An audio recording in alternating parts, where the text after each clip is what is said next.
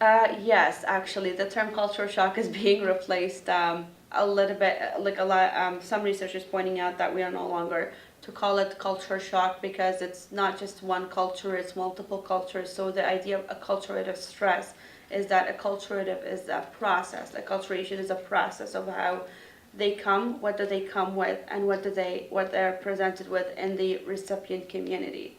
So.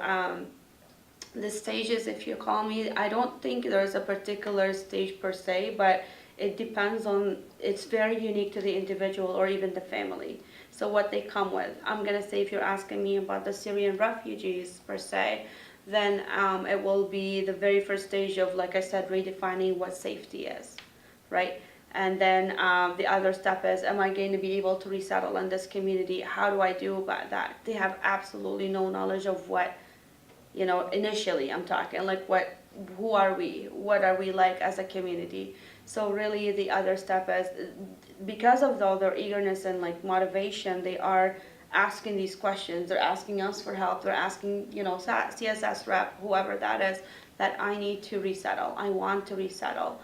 So the next stage would be like, helping them, for example, learn a little bit more about the community and address, say, the language barrier. One of the first steps.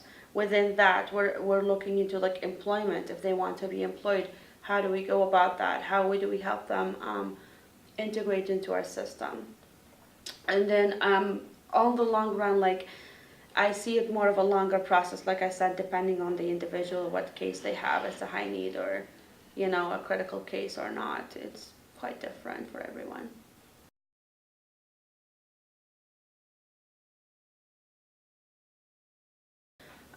The services within the Multicultural Council, in terms of the culture shock, all of the Syrian refugees, particularly, or other even refugees, come into a new community, so they are unaware of the the services that are here. There are different roles and practices. So, just for example, like family relations, the gender roles, for example, like the woman playing a more active role.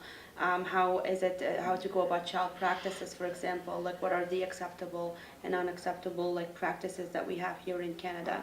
So how these programs help, what both programs do, continue to play a role in that. First, within the education, so like delivery of orientation, to provide them with information about the Canadian culture and what our different aspects are like.